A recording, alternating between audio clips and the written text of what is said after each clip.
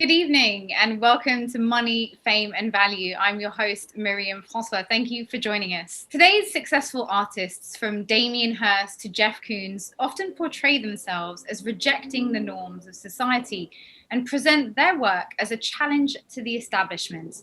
Yet, in practice, they couldn't be more part of the status quo. The five most celebrated artists have a combined worth of $2 billion. Are today's galleries monuments to money, fame, and status rather than monuments to artistic merit? Is it a fallacy to imagine an artist can be hugely commercially successful and countercultural at the same time? Or is it prejudice to suppose that the rich can't also be critics of the system that has propelled their success? Well, to help me unpack these questions and many more, I have a wonderful panel joining me this evening. Kicking off with Georgina Adam, who is a journalist, art market expert, and author who has written for the Financial Times and the Art newspaper. She's the author of Big Bucks and Dark Side of the Boom, The Excesses of the Art Market in the 21st Century. Next, we have Janne Teller, who is a celebrated novelist and essayist, having previously worked in macroeconomics. Despite being initially banned, her novel Nothing has won numerous awards in various languages.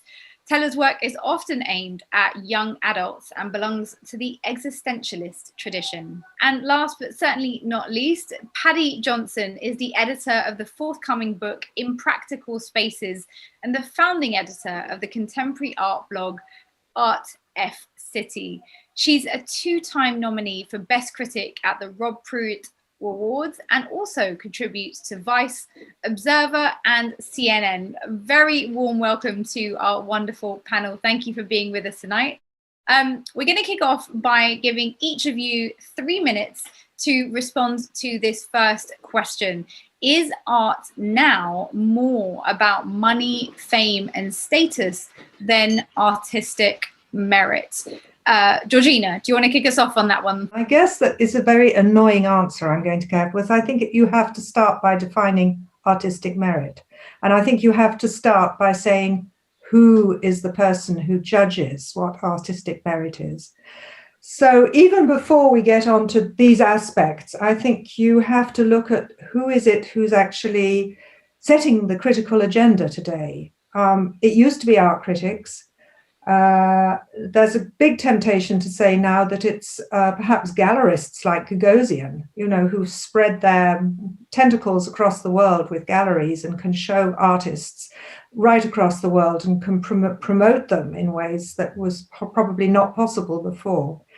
So I guess that my question really, and I think we should be discussing, is how today do we judge artistic merit? And once, if we can possibly work that one out, then we can see whether money, fame and status correspond to that. So that would be my rather annoying first comment. Opening gambit. Thank you, Georgina. Janne, is art now more about money, fame and status than artistic merit? Your 3 minutes starts now. When we talk about the art market and the art scene, my answer would be yes, absolutely. Money and fame and status is unfortunately determining where the attention goes. But if we then look at from the artist point of view, then money, fame and status does not necessarily play in at all. It really depends on the individual artist, what you choose. If you simply just need to express something, then you don't go for the status of money. And there are other types of artists where, the status or the money comes absolutely first. And unfortunately, then they also get the attention because that's the world we live in right now, at least in the short term, not necessarily in the longer term. But, on the third level, what I also want to do is distinguish between art forms, because speculation, the kind of money speculation we see when it's, the big millions involved, it only works or influences art that depends on the singularity of the piece. Art forms like literature or music or films that can be reproduced as many times as you want without influencing the actual art. Money doesn't play in the same way. It can still play in terms of some writers choosing to write thrillers just to sell a lot more because they're the monies, but it's nothing, even for those who sell a lot, it's nothing compared to, you know, the speculation that goes into the unique art piece. And just before I finish, I want to come back to my first yes about the art market and the art scene, because I think there's something, you know, that we also have to take in the further discussion. And I'll use two very different examples. In the early part of this century, and the art experts will probably know much more about this than I do, this gallery, I hope I pronounce it correctly, Nödler, had this immense scandal of selling, I mean, I think it was something like 40 pieces of very expensive art that were fakes over a long period of time. And we're talking about, you know, Jackson Pollocks, these pieces people bought and they were happy about, having paid millions for them, until the moment they figure out that it's a fake. So therefore it comes back to, in a way, what Georgina was saying, the merit. If somebody looks at a piece they think is a Rothko or a Jackson Pollock and therefore think is valued of more than $20 million, but the moment they don't, you know, they realize it's not this artist's work, then it has no value at all. And I think we shall come back to it later because here I can only mention it. And the last thing I want to introduce also is this new art form of the non-fungible tokens. And I hope, can you see it if I hold this one up? This piece has been sold a few months ago. I mean, not as a paper version, but in the virtual space for $69 million. The artist calls himself Beeple. It's Mike Winkelmann. And the only thing that makes this so valuable, it's 5,000 different posters done online since 2007 that he's put together in one, but is that the person who buys it gets like an authenticated line that says he owns this one singular piece. But as I understand it, it's because of it being the internet, a lot of people can actually copy it and then it will exist for others, but he will have the authorized version that, you know, is the 69 million worth. So I think we live in a money world that is almost like an illusion, except it's there, it's for real in a strange way, and influences art. So yeah, this was my attempt to have separated into some different levels.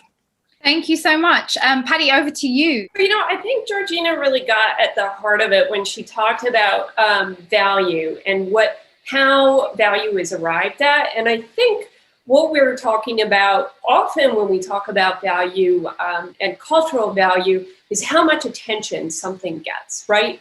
And how we get attention to that particular thing. Because ultimately, I think if we look at what art, the function of art just sort of generally in like the most kind of pie in the sky version of what we think art is, it's an expression and reflection of cultural values, but it's also what we want the world to be.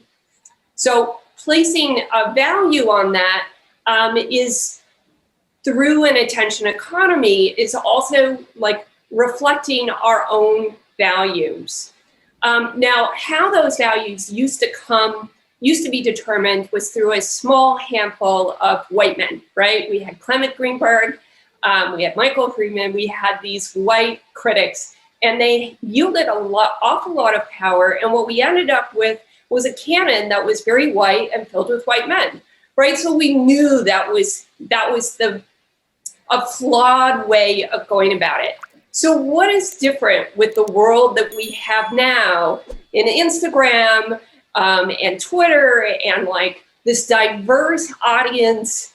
Well, it's still controlled by a handful of white tech dudes, right? These are the people that control the algorithms. These are the people that have a lot of say over the attention economy that we have. And they also tend to be the primary bidders on things like NFTs, which, just came up.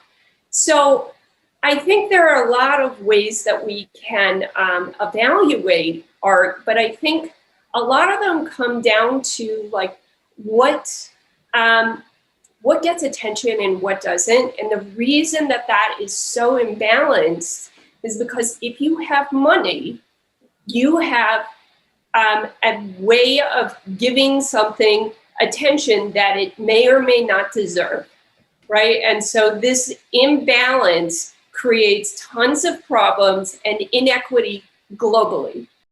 To continue watching this video, click the link in the top left or in the description below, or visit iai.tv for more debates and talks from the world's leading thinkers on today's biggest ideas.